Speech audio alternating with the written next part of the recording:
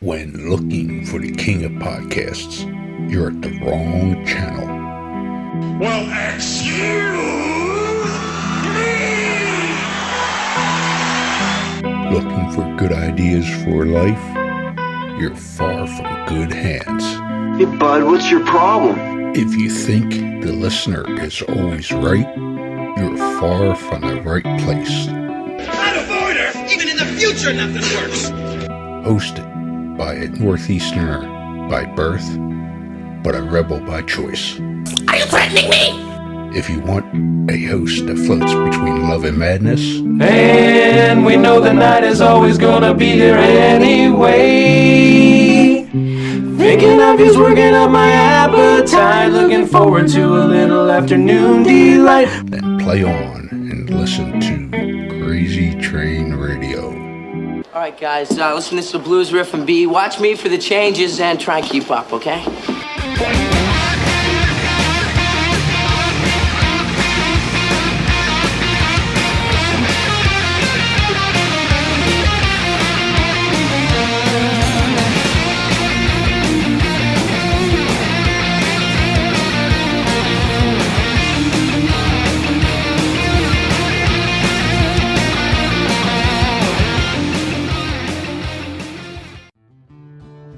Warning, creators of this game do understand the subject matter may be offensive to some, but they do honor the families and people that have been affected by these real-life tragedies that these individuals have caused. Want to play a game? Oh, yeah! Lover of true crime? Yes, yes, yes. Well, we got an interesting game for you to check out. Wow. With the mashup of influences such as horror movies, collecting cards, and RPGs. What? Led to giving birth to an incredible creation of this game, Killers, the card game. You are all my children now. This game is a collectible trading card game featuring some of the most infamous killers, with tidbits of trivia on the back of each card to help you learn some insight to each criminal. Who the hell are you? Let's not forget, during the game, cops will be chasing you and these criminals. I'm a cop, you idiot! However, check out their website listed through all social media today, which can be found under Killers, the card game. Am I on the internet? I want to play a game.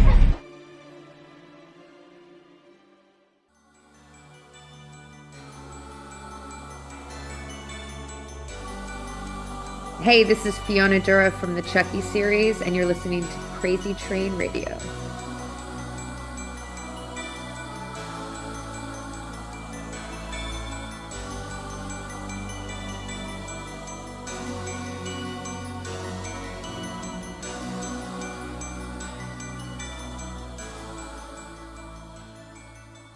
Hey folks, it's your least favorite host in the podcast world, Croc, Jonathan Steele. And boy, do we have a good one for you today.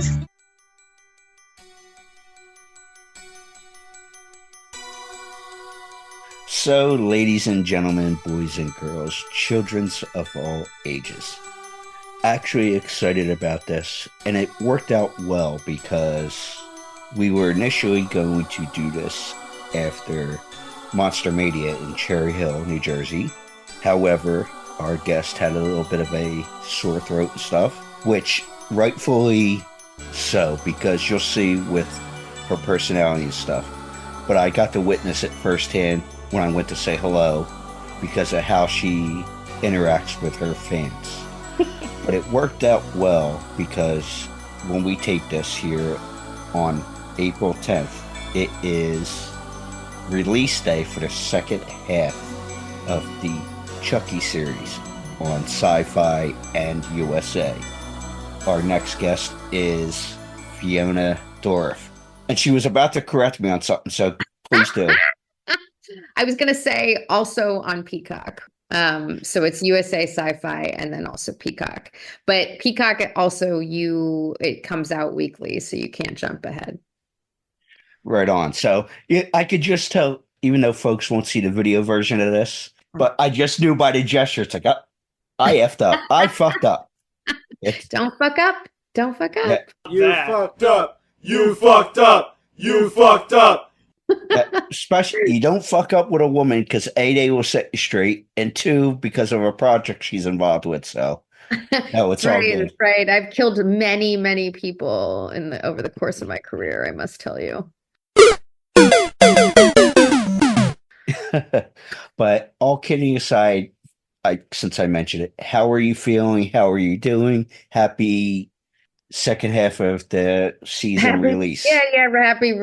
It's like Everything. a book club day, but yeah, I'm doing great. I'm doing great. I had a great time in Monster Mania. I met a few hundred people, I'd say. Got a little sick, but it was worth it. Chucky fans are the best, man. They're so kind of wacky and fun, you know? Horror fans are all like that to an extent, and I say that respectfully. And like I said, I could see why you had the sore throat and everything afterwards because and I mentioned her name right before we hit go, and because I had a chance to talk with after 2 years of poking and prodding her because of how busy her schedule is, Felissa Rose yesterday. Oh, amazing. Yeah, And yeah. she is the same way with interacting with people at conventions. She likes people. But yeah.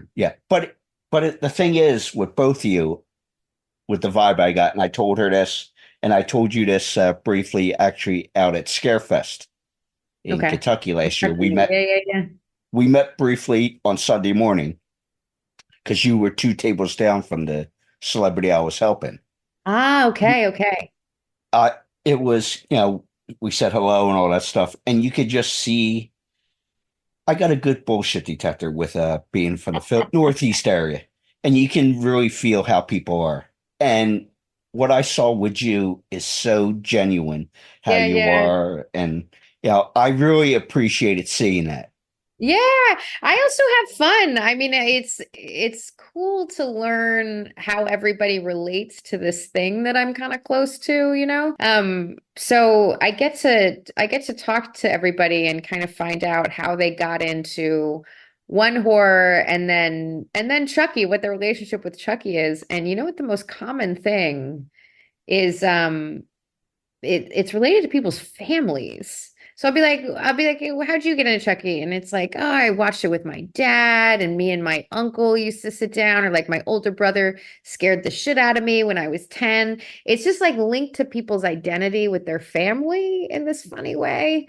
And that's kind of a beautiful thing. It's linked to my family too, obviously. And also the people who really identify with something like a maniac doll, they're just cooler than other people, right? There's no pretension there.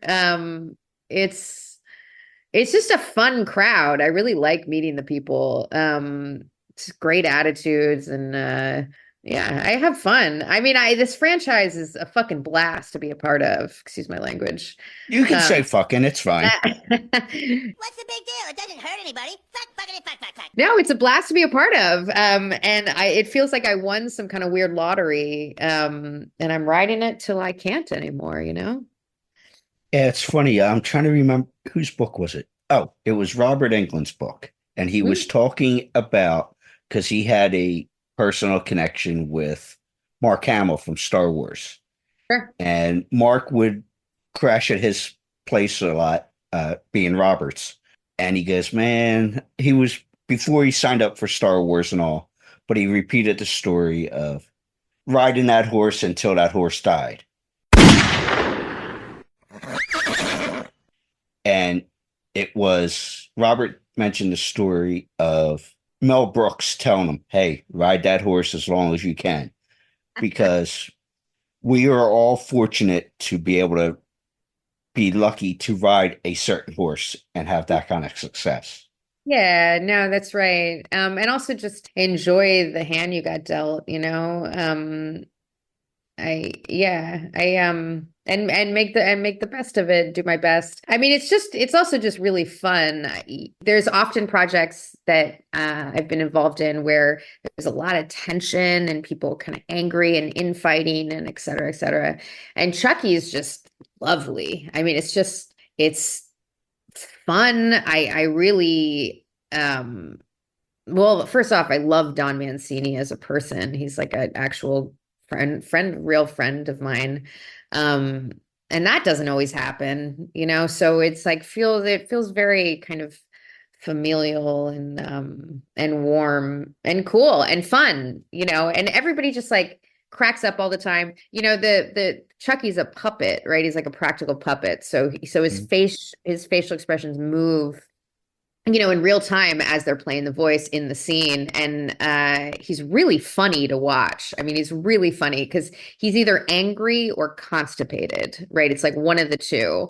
And so, you know, we sit there and watch this fucking iconic killer doll just like really need to go to the bathroom. And it's just like it's just really fun. I hope we get to do it for a lot more years. Also, this season I'm really proud of. It's so batshit crazy. It goes off by our 8th episode, which is 1 month from now. I believe May 1st, if I'm not mistaken. It's like balls to the wall fucking chaos. And maybe my favorite episode to date. So I think people will because of they've been liking it so far, obviously. Yeah, it got reviewed really well, actually. But speaking of the family aspect here, working with your father, even though your dad's doing the voiceover work, how is that for you? And that's got to be on a certain way grateful, because no matter what happens in life, you will always have, besides the personal connection, you will have the history of the professional connection from the movies, TV for the rest of your lives. Yeah. Me and my dad, well, first off, he's in it physically this season for the first time. And me and him for the first time are in the same scene. So we got to act actually together for the first time ever. And that will premiere within the next 4 weeks. And I watched it back and it's wild, man. It's really wonderful. I mean, my dad is this strange kind of wonderful person. He's the least Hollywood man you can imagine. He's like a gamer. He plays video games and like reads books about physics, kind of, and like why astronomy. He's really into astronomy. But you know, he's a hermit, and because of this franchise, me and him get real one-on-one time. We travel together for conventions sometimes, and we like hung out in Toronto where they film. We each had our own apartment, but it was we shared a vestibule, and so we would listen to like this podcast on the history of the labor wars in Virginia. and I would make him food. We would cook dinner and we would listen to a podcast like Radio in the 30s or something, and we just kind of hung out, you know, for like a month. I guess it was just under a month. And you don't get to spend time like that with a parent as an adult, you know.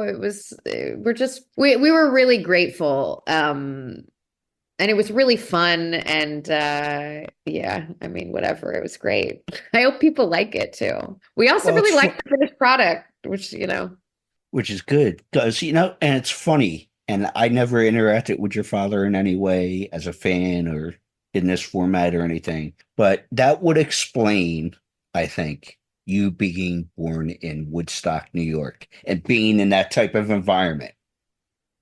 Yeah. I was born to hippies. Yeah. Well, that's what I was going to ask, because obviously your mom's no longer with us from what and obviously you just had a nice description of your father.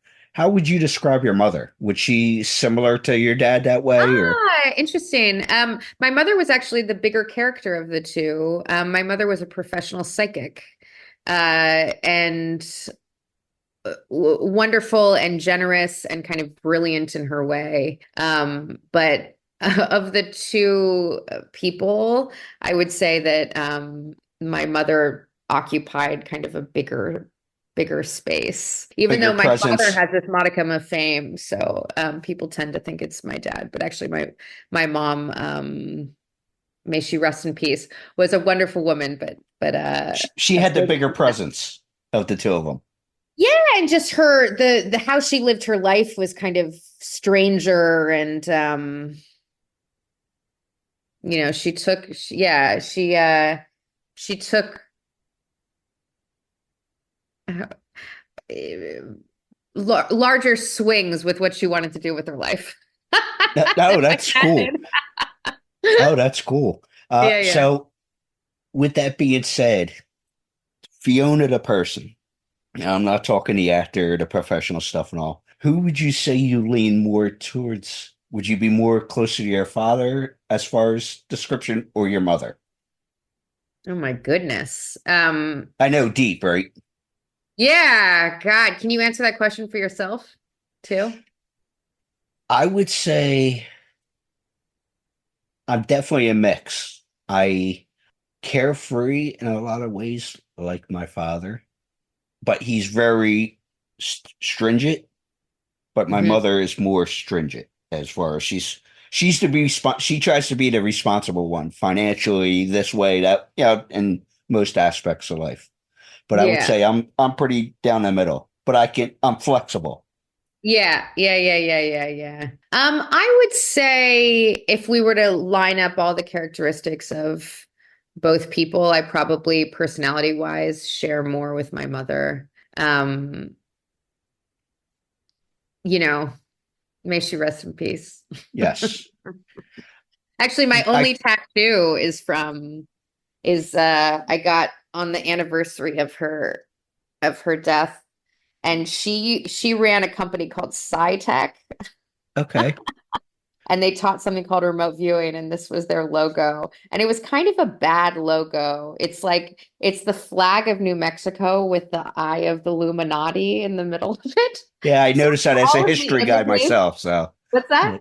as a history guy myself, I saw that that's the first thing I took to when you showed that the Illuminati said, The Illuminati symbol, yeah. Of all of the images to get tattooed on my body, that is not one of them that I would have chosen myself. But I wanted to get it for kind of her and the culture that I was raised in, and "Oh, um, that makes yeah. sense with the personal aspect to it." So Yeah. And yeah, never uh, forget. I read a quote, and forgive me because I know everything on the internet is true. Yeah, Everything. but you were quoted in saying, "I actually think that's true. That we kind of create our own hell." What did you mean by that? Well, I definitely think that's true. I think that any kind of pure suffering that we feel is usually linked to a pattern of thought that you can kind of habitually sink into, which is connected also to usually thought when you pay attention to it kind of turns into physical sensations. So, yeah, we are all kind of at the mercy of our own brains. Um, and I've certainly had periods in my life where I've fallen into a lot of suffering.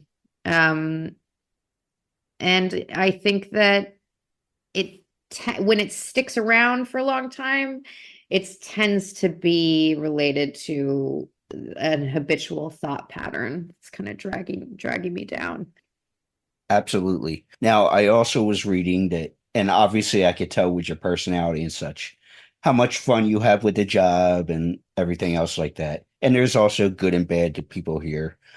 But there's a certain, I think it was Doug Bradley who told me this, and I don't know if the number is still accurate, that only maybe 1% of working actors make a livable wage. So it can be stressful, obviously. You want to love what you do and all, but we also have to pay the bills. So, and I know there was times you were worried about making sound financial decisions because nothing's guaranteed in the field. and you bartending and doing other jobs to keep things going.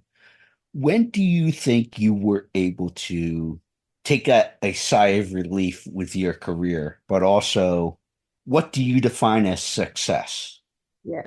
These are really good questions. Yeah, the hardest thing about being an actor is the lack of security. I actually worked in this either as a waitress or a bartender from 16 to 33 without gaps. Though actually I had a couple years where I worked as a producer for History Channel documentaries. But yeah, I mean I had No to have wonder I love you. I had to have a second job throughout most of my career. It's been about 9 years, actually 10 years since it's been only acting. I I don't have a relationship to ever feeling like I have become successful or made it. It feels like this ride you kind of get to go on and enjoy and try to make good work and take it seriously. But it always feels like it could go any which way and kind of, end. So I don't know if that answers your question. I think aside, I think I know I've been luckier than most people. I live pretty frugally in a way that most people who've, at this point I've been a regular on 4 television shows. Most people have more things than me, but I also I'm less stressed out than them. I keep my overhead really low, and try to live a good life, I also don't have And children. that's That's a big one. the only thing good about children is the practice, but that's a whole nother conversation for Yeah. that's not our Do department you here. not have any, Jonathan? No, I have No. a 7-year-old niece and a 5-year-old nephew. Ah, very And good. Very good. hold on. Partially because of some health stuff I had, but also I never see myself responsible for kids, my Yeah. own.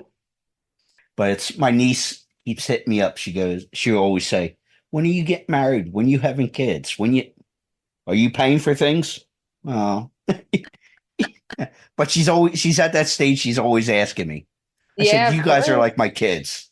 Yeah. Be like, what do you think this is right now? I have a wonderful nephew, named Caden, and a lot of my cousins who I'm close to have kids. So I Yeah, it's I like, hang out with kids, yeah, it's just funny because she, like, I was telling this story the other day. The sidetrack here with as far as I remember having to babysit my niece with my father. He was still traveling and working and all. And obviously he knew her, but it was like, you need to come watch her with me because you know all her little tales at like 5 or 6 months old. He goes, Yeah. I'll do the diapers, I'll feed her, but he's like, you need to tell me what, because when you're around her enough, when I was watching her 4 days a week at the time, I knew all her little Yeah. quirks, if that makes sense. Yeah, that's almost fatherhood. Yeah, I knew when she was tired, when she was hungry, like when, what I mean? Knew all her little, Yep. That's what it but is, right? yeah, he goes, her, let's come on over. So I'll send you a picture when I'm done. Yeah, But, beautiful. Beautiful. but obviously the series starts again tonight Night. for the Tonight is second the night. half. But do you know if we're signed on for another season? Because obviously there was a break with the strike and everything else going on. Yeah, And the industry's obviously, in a real weird place right now. So the deal is they have not canceled it. Um, and they're going to assess how this season goes. So it's important, or this portion of the season goes. So it would be great if a lot of people kind of tune in and watch it. It premieres on USA, Sci-Fi, and Peacock. And also I know the pitch for season 4, and I realize I'm biased, but it's just so good. I hope we get to do it. It just feels like a travesty if we don't get to do it. If we get season 4, it will definitely be the best season. So I hope it comes through, and you never know, it could go either way. Our numbers are very good. We stream high on Peacock. And then it's just like, this kind of complicated financial decision with a lot of variables that I'm not privy to, but Yeah. it's got an insane fan base, so I think we got a shot. Well, final question. I was just thinking about this because we were joking about me having a whiskey on the Yeah. bookshelf and all here. And we got to get you one of these. Fan of the show sent me this, but one of you. We got to get one of your character. Oh yeah, for sure. Yeah, he found that at Walmart and thought of me being a horror fan. So I also love Freddie. Yeah, but if we were hanging out at your place, and I know you don't live at the States, and I'm not going to disclose where, not my place, but if we were hanging out at your place, what's your entertainment look like? Is it wine and a movie? Are we just regular TV? Or is it we're going out and about? What's your entertainment? What's my entertainment? How do I relax? Yeah. Actually, I sort of lost a taste for alcohol, which is crazy. I drink sometimes, but kind of not that often anymore. So I drink a lot of like fake beer, and I sit on my couch, and I watch a lot of true crime, which is crazy, which I think a lot of women watch. I have a couple groups I'm in, and we joke about it. It's like, oh, have you seen 9 more episodes of the slow burn serial killer in Wisconsin or whatever? Shit, I wouldn't have done it that way. I don't know what exactly it ignites in my brain where I can't stop, but it does. I also like good horror, man. I see a lot of movies. I walk to a theater, I don't know, when I'm home, probably three nights a week or something. And like last night I saw kind of a pretentious movie. It wasn't pretentious, it was amazing, but A Woman Under the Influence. But I loved Late Night with the Devil. Loved that movie. I see movies, I read books, I watch true crime, I drink fake beer, Yeah. Well, I'm on a separate email. I'm going to connect you with a true crime expert who has he has a board game out called Killers the Card Game. Amazing. I'll send that info over to you as well. Wait, who is it? Maybe there's one I know, even though I'm forgetting his name, which is terrible. Jeff Iganowski. He's Polish. I can't, but yeah. Sorry, Jeff. I know Jeff. I know you'll give me shit for that, but that's all right. But I'm hooking you up with somebody, so appreciate it, Jeff. Also, I don't mean to call him some Polish guy. I was just kidding. Well, he gets where I'm. That's a whole nother. He's a Northeast guy too. He knows I'm breaking balls. But Jeff, expected it. I'm sharing your info with Fiona. But, amazing. But he's actually doing a book now too, and there's just whatever. Well, send me some content, man. I can watch that stuff all day long. I got you covered. But what's next for you professionally? I just did a movie called Situations in LA, which is like a love letter to Los Angeles, which was beautiful. And then there's a few things in the mix. I mean, we are all waiting to see what happens. I mean, what happens with the industry and the strike with IATSE and whatever. I partially live in Europe now, so I'm also in that market a little bit. I'm slowly getting a degree, in my time off. And what are you studying? In my life. Oh, to be a psychoanalyst. Okay. Yeah. That definitely seems to fit the personality. I guess so. Yeah, what mom did, and what you do professionally.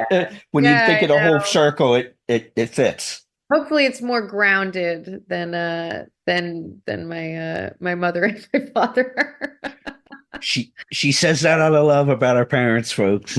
She's Lots of love. My parents were magical, actually. Eccentric and magical. The Chucky series second half starts tonight, April 10th. Check it out, folks. Fiona, thank you so much. Thank you, Jonathan. You take it easy.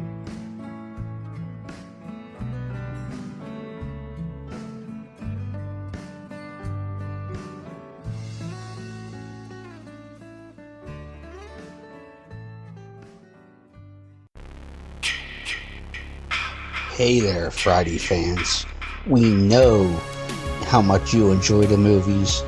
Enjoy grabbing your Friday merchandise and interacting with the Friday family, whether it be at conventions or during our particular watch-alongs. Well, when you're looking to get yourself masks, why not check out our friends over at Camp Blood Customs out of New York State and order your specific custom mask from any of the films. All orders are made specifically. Your needs and wants are. Make sure you find Camp Blood Customs on Facebook, Instagram, and all over social media and order yours today.